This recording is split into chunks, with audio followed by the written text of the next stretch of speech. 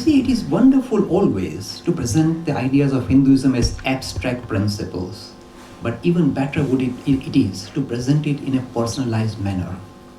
When I talk to Hindu youth, I tell them, everything that is good, grand, magnificent, and life-giving in your tradition, everything in your background, everything that you inherited, everything that is really powerful, dynamic, important, relevant, and life-giving is encapsulated in one personality. It is as if this grand principle decided to take on a material form, the spirit turning into matter and taking on a material form and coming in front of you.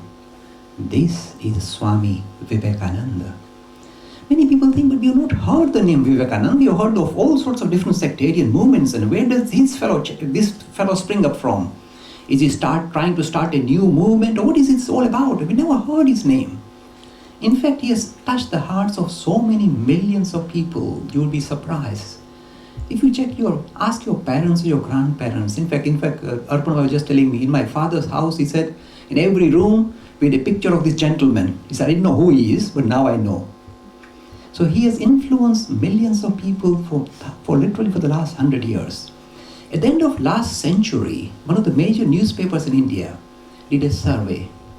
They wanted to find out who is the spiritual light. Look at the language. Who is the spiritual light? Not a religious personality. The spiritual light of India in the last century.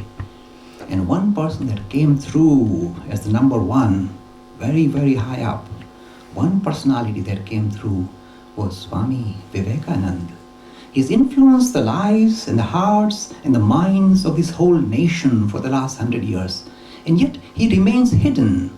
In a way, this is important, because Vivekananda is not here to promote himself saying, I'm starting a new movement called Vivekananda movement, so all of you sit in front of me and tinkle bells.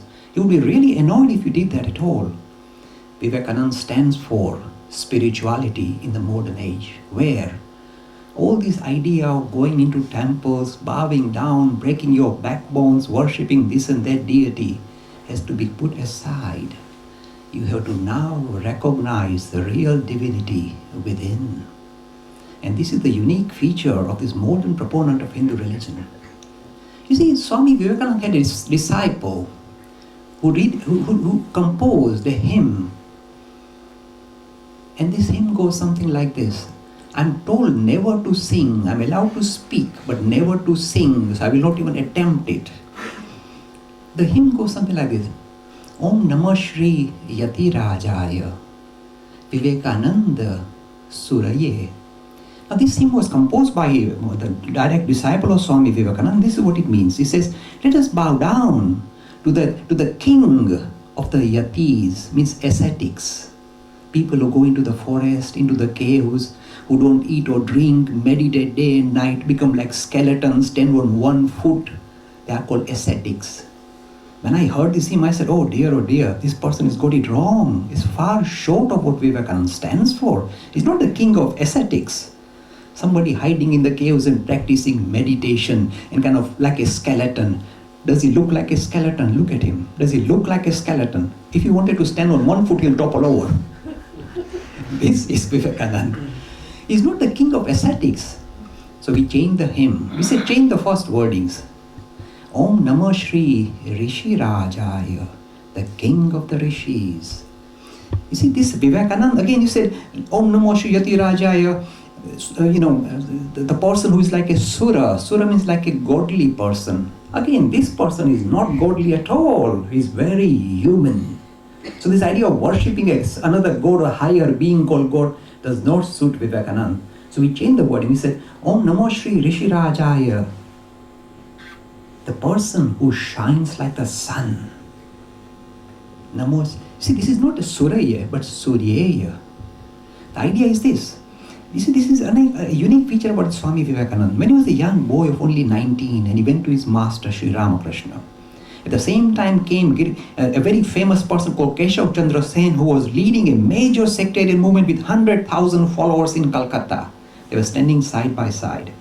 And the master looked at both of them and he said, this, in front of everybody, he said, this Keshav Chandra Sen, the light of intelligence shines like a little lamp, oil lamp. And when I look at this Narendra, who's just 19-year-old young lad, nobody's heard his name. He shines like the sun, the king of the sun. He's the sun, the glorious light of the sun. With that brilliance, he has come to this world. So we straightway see the variation between what Sri Ramakrishna decided what Vivekananda stands for, sun. Then the second part of the verse goes, you see, Om Namah Shri Yati Rajaya Vivekananda Sureya Sachi Sukha Swarupaya Swamine Tapaharine. You may think such a lovely thing. He's saying it's like such a sukha, it means going to give us the true happiness and remove the tap, remove our, if you like, sorrows or difficulties. I said, this is not Vivekananda either. This Vivekananda cannot be defined in this way, so we change the words again. This is a new way of defining Swami Vivekananda. We say, not Sachi Sukha Swarupaya, he is a Ramakrishna Swarupaya, he is nothing but the conduit, the servant of his master, this Ramakrishna Swarupaya. And we say, not remove our tap. This guy, if you tell him to reduce the heat, he will turn it on. Swamine Devagamine, lead us to God, O Master. This is Swami Vivekananda. Let me touch on some interesting story. This is the narrative. When Sri Ramakrishna was asked, who is this Vivekananda? He said, let me tell you a story. One day my mind went into very deep meditation. And when this Ramakrishna goes into deep meditation, let me tell you what he feels, what he experiences. You see, this space appears kind of flowing and kind of vast. When you are in deep meditation, this space becomes condensed. It lights up by itself. It is self-effulgent. That is the kind of sphere that you enter, a different experience. He said, my mind went into this very high sphere where I could see that we were really coming to the border between the things which have got form and things which do not have form. And there, in that particular space, I saw 7 rishis of ancient India, made with the form of light, sitting in deep meditation. And I saw one part of that particular space, different, that the space that is difficult to define even, taking on the form of a little child and going to one of the rishis and trying to wake him up from meditation. And the rishi opened his eyes and the young lad said, follow me, come with me. And just with his eyes, this rishi accepted that he will follow. He said, when I saw this Vivekananda, this little boy Narendra, I knew that this rishi has come down to earth for the benefit of mankind. You see, these rishis are very special. They are not just devas, higher beings who like to go and sit in heaven. They are those marvelous people who are able to experience God and yet do not want to merge in God. They want to continue to distinguish them from God so that they can continue to interact with mankind. And this is what we discover in the life of Vivekananda. He's not here for his own personal salvation. In fact, once when he was running the monastery, when the disciples said, we must go and hide and find our own salvation, he said, listen to me, my boy. If you search your own salvation, you will go to hell.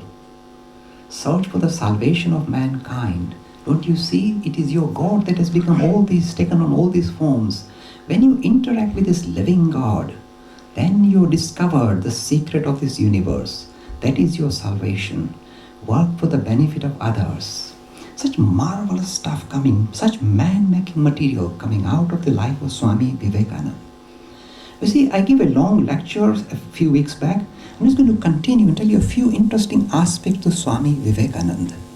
You see, people think he's a great intellect, he's tremendous intellect, and emotions are kept in check. Nothing of the sort. Here is a real sweetie. He's the sweetest of the sweet person you can ever come across. You see, he recognizes that the difference between heart and head, the idea of emotions against your rational faculty, there seems to be a tension between them. In reality, it is the heart that wins. It is when the heart becomes articulated, takes on some formation, it is called the intellect. There is no distinction between the heart and the head, but the powerhouse is the heart. And this Vivekananda came with a huge heart.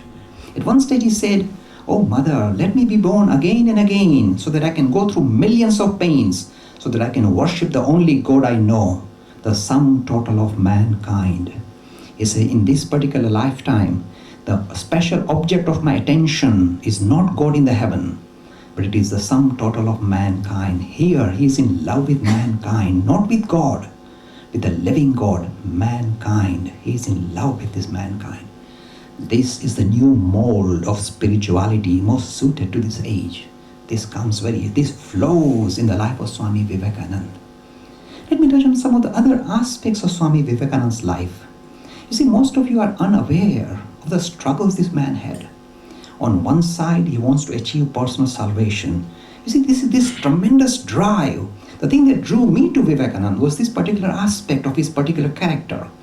You see, other people, they kind of do a lot of book learning and articulate and, do verses of the Bhagavad Gita. I find it tiresome.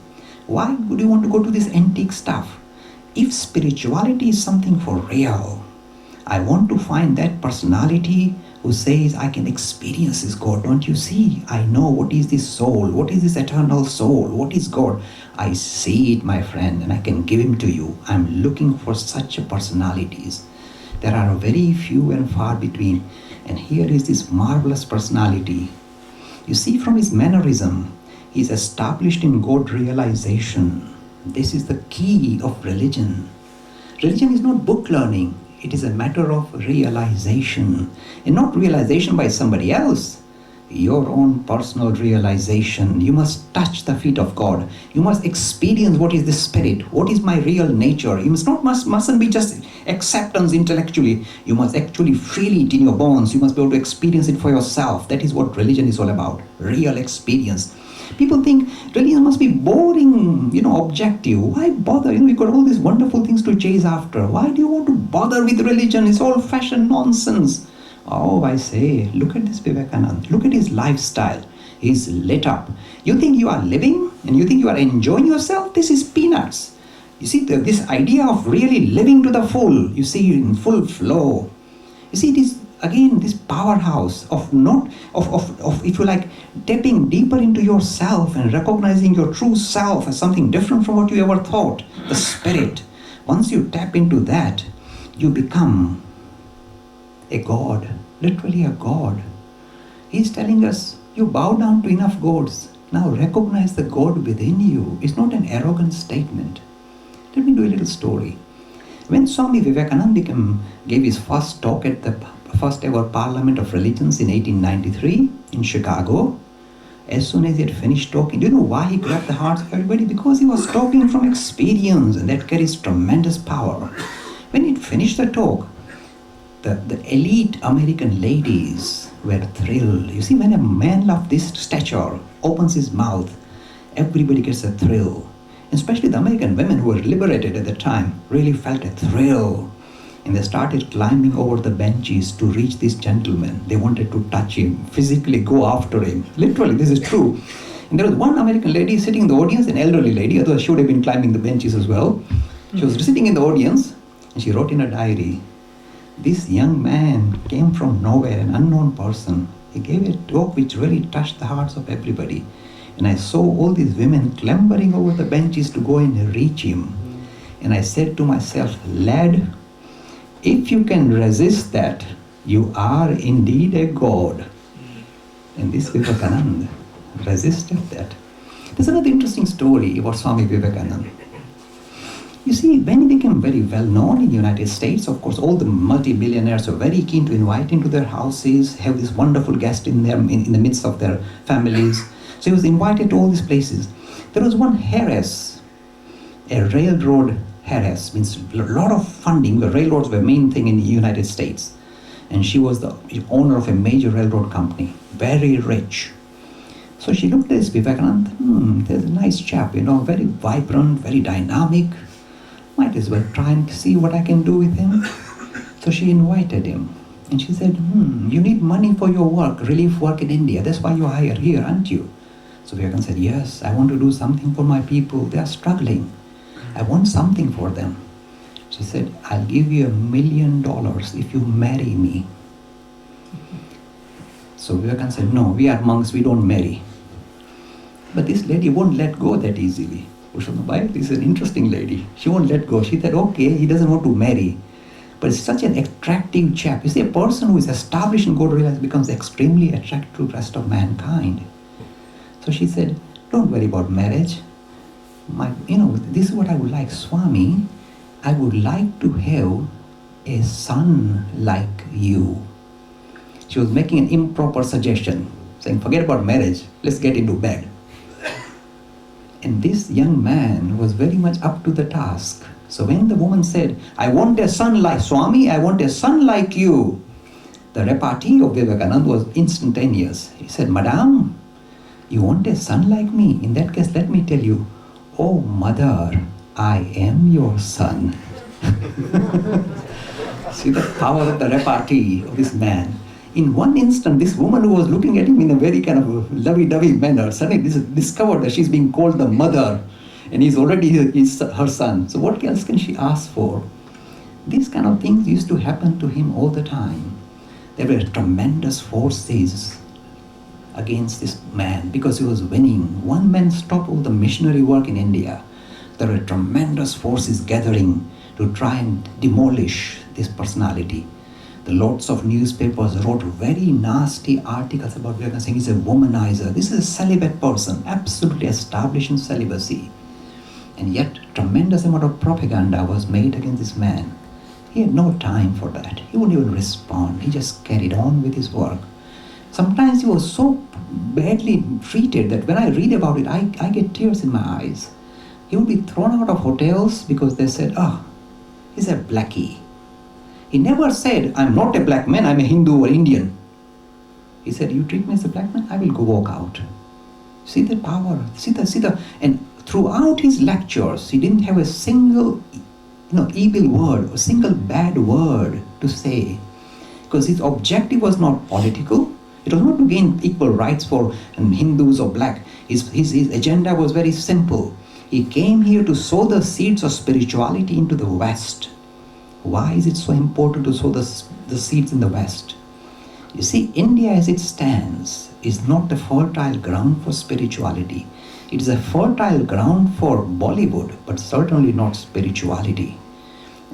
And the master of modern spirituality recognized that in order for his message to really carry through, he had to go to the West and sow the seeds in the Western world, because he saw. You see, whenever a spiritual giant awakens in modern times, he can never look after the interests of one little sectarian movement or one little group or one brown-skinned people. He cannot do that. If a spiritual giant awakens today, he can only look at the whole world as his field of action. He can never limit himself.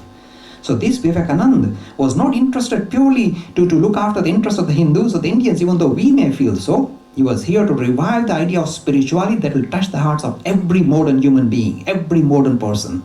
So this is why, you see, in one step, he took a major leap of engulfing the whole of mankind with ideas of spirituality. That is why he was in the West, and that is why his message is going to become very strongly attractive to the Western mind, because it stands for what they have been already practicing. He really is articulating what they already know in their heart of hearts is the right thing to do. Look at the Western civilization. In the name of just mature democracy, they have really managed to capture the heart of spirituality. When you see somebody down, without questioning, without asking, without debating about it, go and lift him up and give him something. This may be called humanism, but it is boring. The real reason why you lift somebody up is because at a deeper level you are linked with the rest of creation, rest of the living kingdom. And this is the message that comes with the life of Swami Vivekananda, spiritual humanism. And this is the powerhouse, because this is the message most in tune with the way the Westerner is looking at the world and is himself. So this message is very much in tune with the Western mind. That is why in days to come, it is not India who will recognize the relevance and importance of Vivekananda. It is the West that is going to recognize why this person is such a giant. I've been warning the Hindus and the Indians, watch out. You see, it's just in days to come, the West is going to give this Vivekananda blonde hair and blue eyes and make him an Anglo-Saxon and steal him from under your nose. And you can't do anything about it because he belongs to them. Don't underestimate, he belongs to the Western world because his message is really in tune with the way they think and the way they relate to spirituality. The modern unfolding, the modern dimension of spirituality becomes visible in the life and teachings of this Vivekananda. Let me finish with one other important comment. You see, without this idea of recognizing our own essential nature as divine, we as Hindus have lost this ability to see our essential nature as something different from what it is. It is with Vivekananda. He's again pointing a finger at ourselves and telling us this. Do not bow down to Vivekananda. Do a bit better than Vivekananda. Become better than Vivekananda. See the power of this teaching. It is a man-making, a woman-making teaching. It is saying, stop all this nonsense. It has done its work. Grow up. Recognize the divinity within yourself. Sometimes when I pass critical comments about, say, some of the modern Hindu practices, people feel worried and say, but, this is perhaps not fair. You see, let me tell you, people find their own level. The personality that attracts you in a way reflects your own requirement and your own ability to relate to spirituality. It is your reflection. When you find a teacher or a guru or a person that attracts you, I'm not saying that person is wrong. It is merely reflecting your own ability to relate to spirituality. You find your own level. So all the gurus, all the swamis, all the various personalities, ancient, modern, have a place in Hinduism. They fulfill the requirements of certain, if you like, certain layer, some group within our society. So we are not demoting anybody. This again comes through in the life and teaching of this gentleman. He says, there is no way to cast any kind of stones at anybody, in the sense that everybody in a way reflects the need of society. At the same time, the modern youth, I can assure you, is no longer satisfied to become temple worshippers, to worship all these deities. They are looking for a different way for making spiritual progress. And the place where they will find this variation is very visible in the life and teachings of Vivekananda. So I've given you kind of a brief rundown of ideas about the life and teachings. This session is going to be an interactive session. So I've given you, already you heard me perhaps before as well. So the next part of this talk is going to be interactive. So you are now welcome to ask me any questions about the life and teachings of Vivekananda. Please feel free to do so.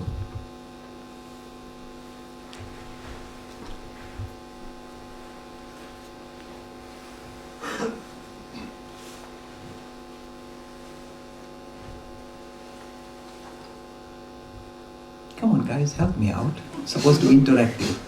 Be light-hearted. With Vivekananda, you see, the thing is this. It's not a severe thumping exercise.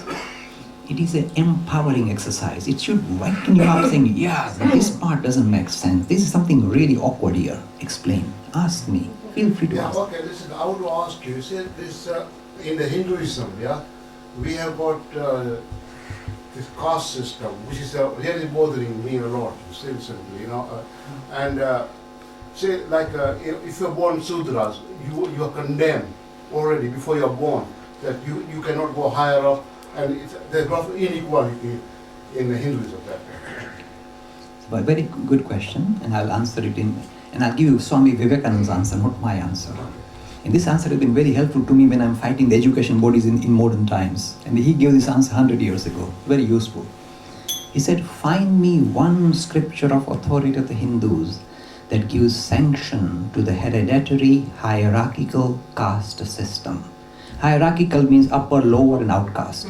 And hereditary means it's already fixed since you're born, from the time you're born. He said, show me one scripture of authority of the Hindus which has given sanction to the hereditary hierarchical caste system. You will find nothing. Zero. In the Vedas, in the Bhagavad Gita, no such mention of a hierarchical hereditary caste system at all. So I just use Swami Vivekananda's teaching. You say everything I'm doing is I'm pinched from Swami Vivekananda. Nothing comes from me. I'm just kind of, rattling. No, but just Swami Vivekananda and Gita goes together or not? Okay, let me just explain. So you see, I use this particular argument to really knock out Edexcel board. In the London Edexcel board, they were teaching 20% of the syllabus was devoted to the teaching of hereditary hierarchical caste system as Hinduism. So I took them to task in a big meeting with 10 or 15 of them sitting around trying to knock me out, saying, no, this is necessary, Mr. Lakhani. I said, it's not, show me one scripture, show me, where is the very authority? If you can't find it, take it out. They couldn't find it. Then I explained to them, the only mention of the word caste in the scriptures of authority of the Hindu tradition, in the Rig Veda, Purusha Sukta, and in the Bhagavad Gita, is as follows. It is simply a comment which says, just as different parts of the body fulfill different functions for the maintenance of this body, in the same way in society we have people with different skills, different abilities. They must use their abilities to the full for the benefit of the society. This is called, in simple English, called division of labor based on your aptitude, your ability. Every modern society that I know of uses that. They start streaming children, SATs exams and 11 plus and whatever, and GCS. They start streaming youngsters saying, you will do good in economics. Oh, you will do good in, in engineering. Oh, you will do good in, becoming a chemist. So they already start streaming. So this is called division of labor based on your ability. This is the only mention of the idea of castes in the Bhagavad Gita or the Rig Veda. So, for example, in the Bhagavad Gita chapter 18, they will specify who is a Brahmin. Not a person who is born in a Brahmin family. No, says the Krishna. He says, a Brahmin is a person whose life is God-centered, who is content and based in truth. This is the definition of a Brahmin. So anybody can be a Brahmin if he's God-centered, if his life is based in truth and is content in nature. These are the qualities to qualify you as a Brahmin. So this is, if you like, your abilities that come into play and not your birth. There is no hierarchy as well. So this is, if you like, a very unique way of presenting the idea of hereditary hierarchical caste system. At one stage, I was asked on Radio 4 program about the caste system, because they like to put Hinduism down, especially BBC. They like to put Hinduism down. So they said, Mr. Lakhani, tell us about hereditary hierarchical caste system in the United Kingdom. Do you want to have the best example of hereditary hierarchical caste system in the United Kingdom? I said, yeah, sure. I said, I'll tell you the answer, provided you broadcast it. I said, we'll do that. Go on. They were surprised. What am I saying? I said, the best example of hereditary hierarchical caste system in operation in the United Kingdom is in Buckingham Palace. By mere birth, a person is considered to be fit to be the ruler of this nation, head of the state, just by mere birth. Not only head of the state, I said, head of the church too. This is hierarchical caste system squared. We can't beat you chaps. You are better than us. And they didn't broadcast that. And of course, I lost my chance of MBE straight away. Please ask me some more questions. Okay, the second question about the rituals. Yeah, we got rituals in everything. Is it necessary to have the rituals? Yes, good question. When you find a modern, thank you sir for asking such lovely questions. You see, the modern proponent of Hinduism comes with a prescription that is most suited to modern times. This is a unique feature of the Hindu religion. You see, with other religions, I feel a bit sorry for them. They are stuck in a rut. You see, what are different religions? How do Hinduism looks at world religions? They look at it in the following way. They say, in different ages, in different times, in different locations, spirituality became encapsulated through special personalities who were able to experience this idea of spirit or God for themselves. And they felt at one with the rest of the society in which they lived. They felt tremendous oneness with them, tremendous compassion for them. This is the first signal of a compassionate man or a truly spiritual man. Compassion comes naturally. It is not artificial. It loves mankind. Every prophet of every religion, they fall in love with the society they live in. They want to do something. They want to invoke and infuse spirit in the society in which they live in. Now, different prophets have promoted this idea most suited to their own times. It cannot be otherwise. Because as society evolves, the requirement changes. But when there is a fixed society operating in a certain manner, they will use certain metaphors, certain storytelling, certain narratives, certain parables to promote the idea of spirituality most suited to the times of the needs of the society.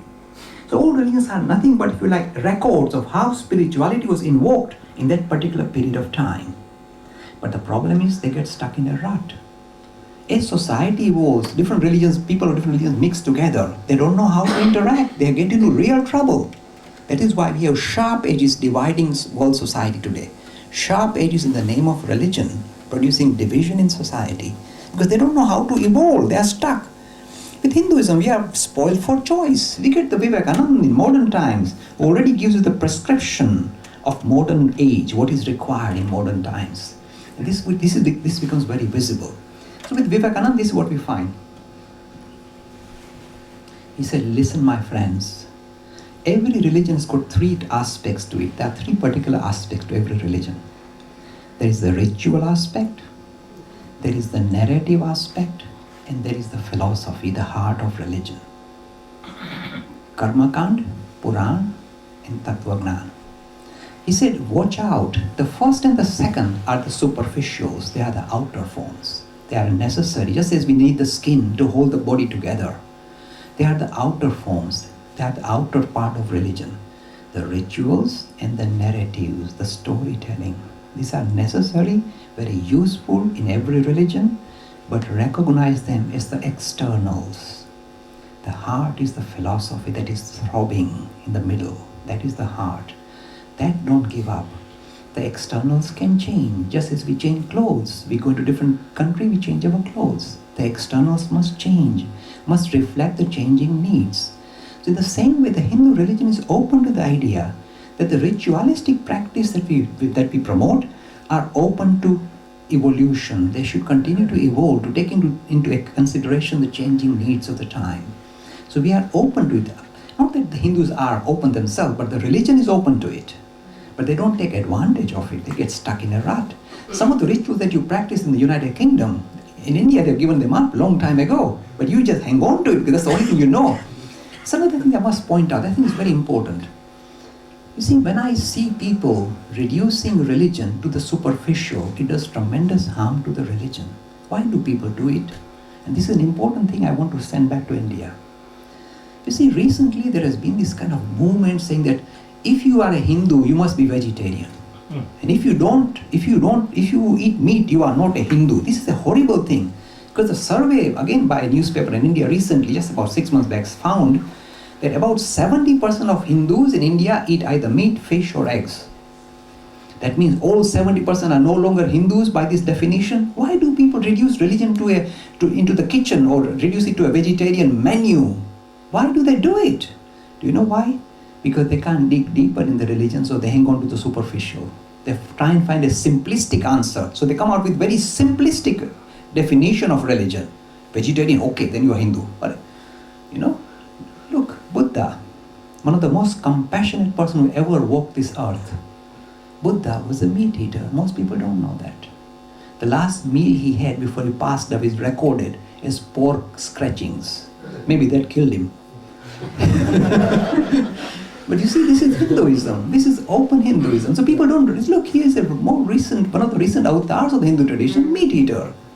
Historically, this is not mythology. Historic figure, a meat eater. So he was not. So you see how foolish it is to try and reduce religion to just this kind of superficials. You demolish the integrity and the credibility of a very mature, very ancient system of thought. Don't do that. Don't reduce your religion because you are struggling to find the depth. You hang on to the superficials. So when we hang on to the ritualistic aspects or even the narrative aspect, we have to take care. There's another important message I want to pass on to India is this. You see, narratives, storytelling is also an external aspect of religion. The narratives, the storytelling, the marvelous storytelling that brought us into religion, the lovely stories that we were told when we were little children by our parents and grandparents drew us to religion. They are such colorful and such lovely stories that we fall in love with these characters. Marvelous, nothing wrong with that. But recognize, says Vivekananda, this is a narrative. It's a symbolic story. Recognize. Don't interpret them as literal truths. Otherwise, you come into conflict with your rationality and your own common sense. Be ready. In one stage, there was one Hindu movement. I said, do you really believe that there was a half man, half lion who came down to earth? They say, yes, it is written, Prahlad Maharaj story, yes, it is there. I said, but come on now, do you think it could have really happened? I'm not trying to, take your, put you off your religion. I'm trying to put you on a sounder footing on your religion. Think about it, my friend. Do you think it really? Yes, it happened. I said, but modern science, there is no such record of half man, half lion and all these people springing up. Doesn't seem right. Think about it. What do you think? Then he thought hard about it. He said, well, in that case, it happened in a different dimension. I said, in that case, why don't you go and live in that dimension and leave us alone here? You see, this ability to be rational comes with Vivekananda. He said, watch out, my friends. It is marvelous to be attracted to the narrative, the storytelling, and recognize their limitation. You see, recognize the limitation of every prophet, says Vivekananda, including himself. You see the power of this teaching? You see, unless you recognize your own limits, you can quite easily, if you like, come into conflict with rationality. Recognizing the contextual limitation of every religion, every prophet, ancient and modern, is very necessary. If you want to put religion on a rational footing, recognize its limitation. See where you draw the line. But it is now over, if you like, it comes into conflict with rationality. Do not ever let your rationality be put down. Again, a powerful teaching of Swami Vivekananda. He said, religious truths may be transcendent truths, but they are never irrational. Watch it. If anybody gives you any material or teaches you anything that disagrees with your own common sense, reject it, says Swami Vivekananda. He said, if I teach you something, and if it doesn't make sense to with your common sense, reject it, my friend, otherwise you are in trouble. Your whole inner system will become garbled. Don't allow stuff like that to enter your system. You're open to any nonsense, any superstition. Don't do that. See the power of teachings of a modern prophet. I'll take some more questions. Death is inevitable, guaranteed. Yes. And we've had few bereavements in the family, so this question keeps up. Where have they gone and all that? Different masters have different views. It'd be nice to know what our beloved master, Swami Vivekananda, had views on of life after death. See, his views are this. He said, always remember, you see, every instant, every moment is very precious. So putting in too much, if you like, putting in too much effort to try and analyze what will happen to us after we die, perhaps goes against, if you like, what we are all about here and now. So his emphasis was here and now and not in the hereafter. In the Hindu tradition, this is what the Hindu tradition believes. This is what Swami Vivekananda taught. He says that, you see, as we transmigrate from one body to another body, do not take it wrongly. You see, don't you realize the body, its usefulness is always kind of, comes to an end. It will become old, it will become diseased. And this is what Buddha discovered. That everybody, good and bad, king and a pauper, will become old, diseased, and die. So this is inevitable, this is coming. So as we transmigrate from one life to another life, the thing that comes with us, the most important thing that comes with us is our character that we have built up. So with Vivekananda comes this idea, forget about amassing material wealth or amassing, friends, a family. The thing that you need to collect together to really kind of make sure is shining is your character. Again, his teachings are very vibrant. He says, don't you realize, my friend, it is, if you like, this continuous effort to build a character, and that is the only asset that will come with you from one life to another life. Everything else will fall away. It is a character you develop for yourself, an upright character that will hold your hand as you go from one life to another life. In Hindu tradition, this is another unique feature. The idea of heaven and hell is a temporary place, it's not permanent like the Abrahamic religions. So we believe that depending on the kind of character we are, after we die, we create our own heaven and hell. Because depending on our character, we will automatically have monsters or lovely people to interact with. We may stay in that particular fuzzy state of mind for a small period or for a long period. But this is always temporary, and this is not the place of real action, karma bhumi. You need to again acquire a body, because here you get some stuff done and you are in charge of your destiny. You seem to be able to be more in control with everything. So we are reborn again and again. And this process continues until we find our destination, which is to recognize our oneness with God. And people sometimes shy away. They say, I like to be born again and again. And if I merge with God, I will lose my individuality. I like to hang on to my individuality, so I might as well be born again and again.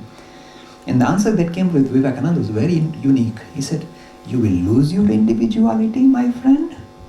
You will lose your individuality when you merge in God. Don't you realize you will achieve your individuality when you merge in God, because you are God, my friend. You just rediscovered yourself as God. You don't lose your individuality, you gain your individuality. You never had an individual. You were living in a state of waffle, all messed up regarding who am I. And suddenly all this waffle, falls away, and you recognize yourself as the pristine self. You are that. See, this feature about Vivekananda is very visible in his life. And I like to talk about it.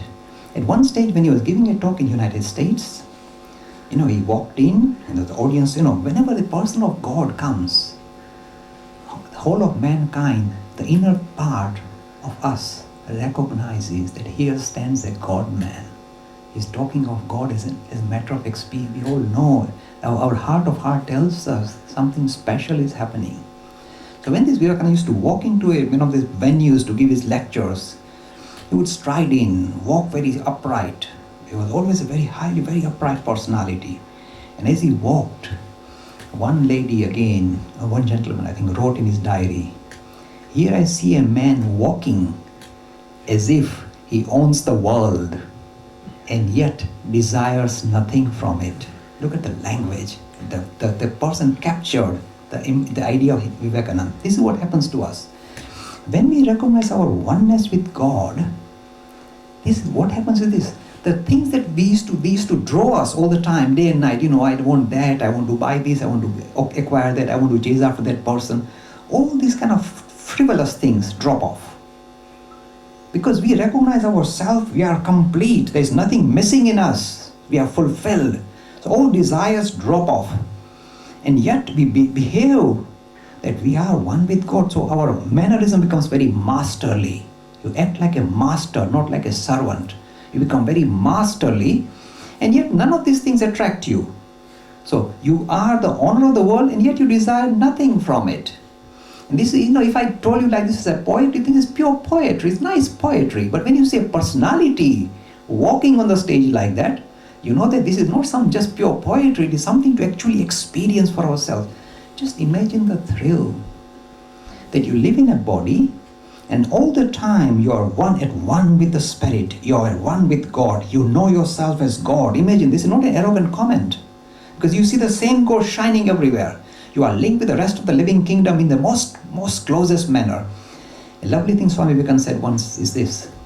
He said, they alone live who live for others. The rest are more dead than alive. Marda.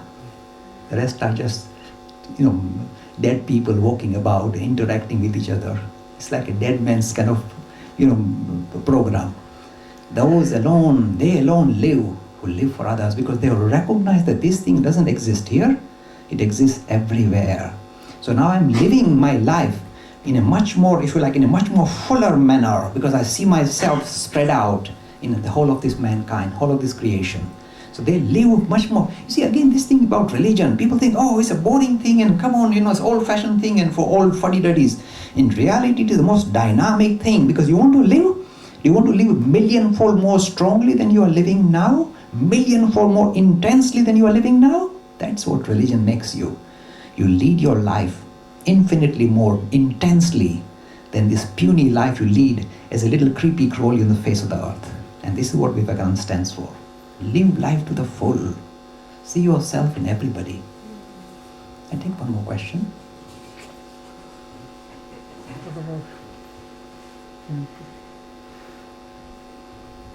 I've got one question. If you were around at the time of Swami Vivekananda and you were in his company, what is the one question you'd ask him? I'll deliberately kind of waffle on this one. I'll tell you why. Somebody said, wouldn't it be lovely if I was working in an office where the CEO, the chief executive was Jesus Christ, the chairman was God, and the managing director was Vishnu. Wouldn't it be lovely to work in an office like that? What will happen to me? And the person who asked, he said, you know what will happen to you? You'll be fired on the first day. So that would be my position, I think. The thing is this, we feel, because it's in a photograph, we can get away. You see, I can make these waffly comments. If he was here, he would be thumping me, saying, I never said that. You see, this is the powerhouse. It was very difficult to live with him. All his brother disciples shuddered. In the morning, when this gentleman woke up and started walking up and down the monastery, they were shuddering. Because he came with such a powerhouse that you feel that you are in front of real God on earth. I'm not exaggerating. And the way he would behave and the way he would act, if he looked at you, your level of, your intensity of experience of this life would magnify billionfold. That dramatic. And again, his mannerism was, let me just tell you, let me touch you. He set up a monastery on the bank of the river Ganga for the benefit of mankind, to continue to promote this message of spirituality for mankind in Belur Math. Then he would get up in the morning, and Belur Math is progressing, and there's a lot of money coming in, donations coming in, the mission is expanding. Then he would walk out of Belur Math, and he would see some poor people, he would see the shanty town there, and he would start crying. This is the real story of Vivekananda. People don't know that. He would start crying. He'd come back in the monastery and said, sell everything, give the money to these people. He had difficulty to even maintain this system, this discipline, the structure of the monastery. He wanted to give it away.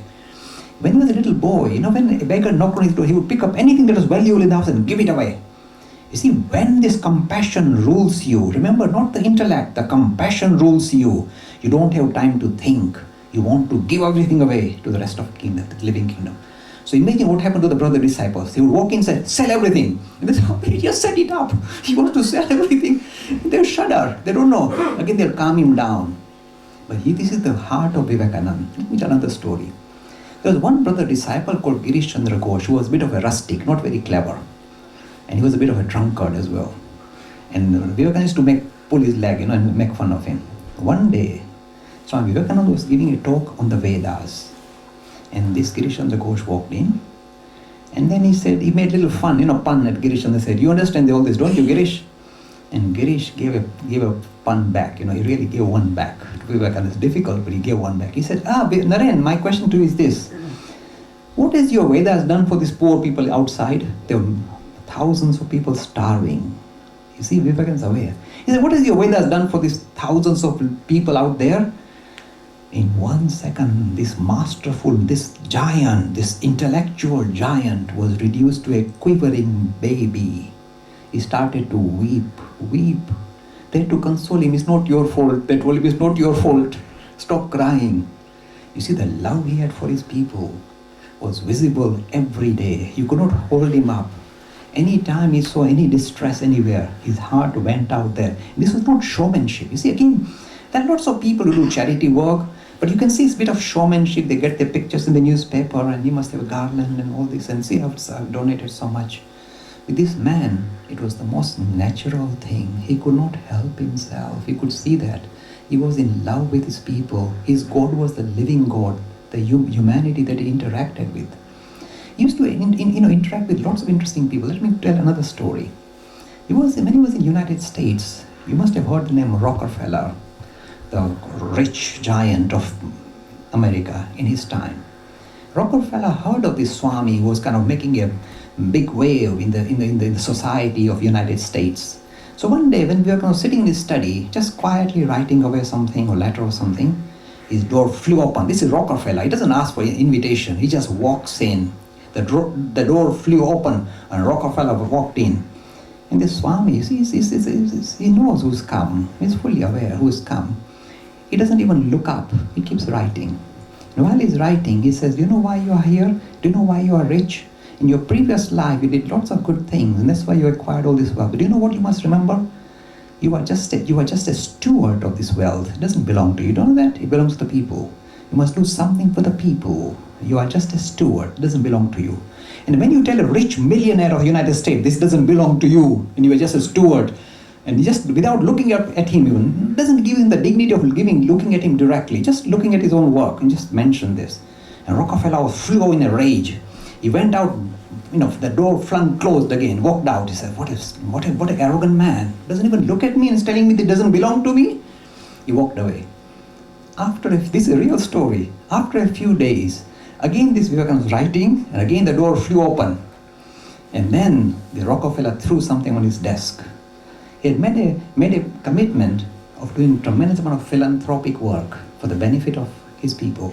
So he had made a special, a pledge of donating huge sums of money for the betterment of society, for philanthropic activity. He had written it up, signed it, sealed it, and he threw it on the desk of Swami Vivekananda. And he looked and he asked, "Are you happy now?" This is the arrogance. Swami Vivekananda caught him. "Are you happy now? Don't you feel happy now?" Vivekananda, without looking up, said, "You should feel happy now." It's none of my business. I just told you, do it, you're doing it. So why are you bothering me? You should be happy now, not me. But see, this is the power. This is the powerhouse. You see, if I was near him, I think perhaps, again, this is one thing that Vivekananda said. People sometimes used to say, why did he die at such a young age? He only lived the age of 39. Only 39. So he should have lived longer and done more work. At one stage, when he was doing his work, he told his brother disciple, he would share these kind of private thoughts. He said, it is time for this oak, this huge tree, to fall and let other little saplings grow by themselves, because I'm taking up too much room. So I better clear the ground. Look at the language. He said, because I'm so overpowering, I'm not allowing others to grow in their own mold. This was the power of Vivekananda. He recognized, you see, another thing is this.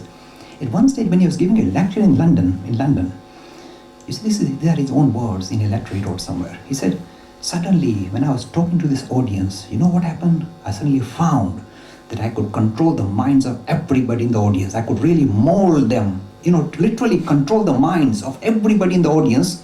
I think this was an audience in Piccadilly. So I could control them and really mold them as I wish. I was in tremendous power. I suddenly felt that power surging up in me. Do you know what I did? He said, I stopped speaking and walked out. I wouldn't speak. Do you know why? This Vivekananda says, don't bow down to me. Don't be subservient to me. And unfold spiritually in the way that suits your own requirement. Grow up, my friends. Stop bowing down to these deities, including this one. Grow up. You stand up for yourself. So straight we said, I stopped the lecture. People said, was he offended? Why did he walk out? He just walked out. He suddenly felt himself in such a powerful position. He just relinquished the power. He didn't want to use it. See, this is the power of this man. He doesn't overwhelm you. He encourages you to supersede him, to become better than him. See the power. No other prophet has done that. They all say, come and sit at my feet, I'll sort you out. He says, don't you come near my hands. If you sit at my feet, I'll kick you. This is the difference. With other deities, if you keep the deity at the back of you, it's considered to be very rude.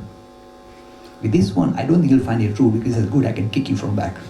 A different deity. It's not a normal deity. He's broken the mold of all deities. He's here to empower us, to make us grow and reach out and touch our real nature, which is so dynamic, so exciting, that we've only heard about it as poetry, but something to experience for ourselves, our oneness with the rest of creation, and something to touch and experience. That is what life is all about. Take one more final question. There's so much diversity in Hinduism. Do you think we're ever going to unite as a community?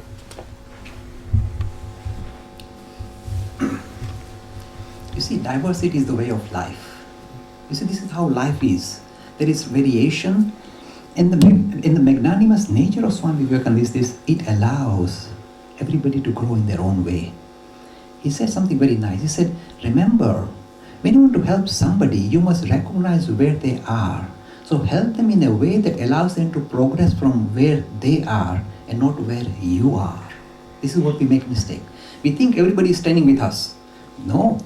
All of of us, even the same family, same community, same religious body, we have a variation within there is a variation in the same family even. And we can only progress spiritually from where we are. There is room for everybody to progress from where they are, not where you are. See the magnanimous nature. He doesn't want to overwhelm you, saying, no, you are in the wrong place, come and stand here. He said, no, you move from where you are, not where I am. So this is why Hinduism allows a very variation of approaches in spirituality in a very magnanimous manner. It's not a compromise manner, magnanimous manner. This is called pluralism. We all progress from where we are, and we are allowed to do that. This is a marvelous idea. But then at one stage, I had to fight somebody. He said, oh, in that case, what I'm suggesting should be also accepted because pluralism. I said, pluralism cannot be extended to accept madcap ideas. There is some limit to pluralism as well, because they can say, I'm mad, and that's also pluralism. I said, no, we put some boundary should be there somewhere. So sometimes with some Hindu bodies, I have to really stand up and say, this is not pluralism, you're going beyond the bounds of pluralism. Pluralism allows for variation of approaches in spirituality, but not becoming irrational in the process. So in a way, we are comfortable with the fact that there are variation of views within us. You see, in a way, people say, but this is like scattering of energies. We are not united. It's like other people of other religion. We are kind of scattered. But this is the price we pay for spiritual democracy. Democracy allows for variation and even allows madcaps to exist. So in a way, we pay a price, a heavy price. Let me touch on this. This is important, I think. You see, the price we pay is this. And this is something that worries me. Sometimes the problem that we face doesn't come from outside Hinduism, but comes from within Hinduism itself. Because we allow this variation of approaches, it is possible for some very minor movement to hijack the greater agenda of Hinduism and do tremendous harm to Hinduism. So we have to be very alert.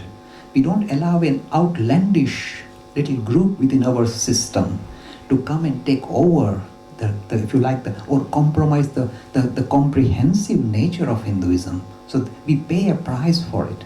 In fact, one of the worst things that can happen is this. Because we allow for modern proponents of Hinduism, modern proponents of religion, lots of people, lots of charlatans take advantage. Some of these are out to delude us, out and out to delude us. And if we are easily deluded, that means we deserve them. They are out to delude us. There are many such. And some are, if you like, they are self-deluded themselves. They can't tell the difference. They think they are spiritual giants because they sing well or do this. And you have to ask them, sir, like Vivekananda used to ask his master or ask everybody, sir, have you seen God? And if a woeful answer comes, you know they have not seen God.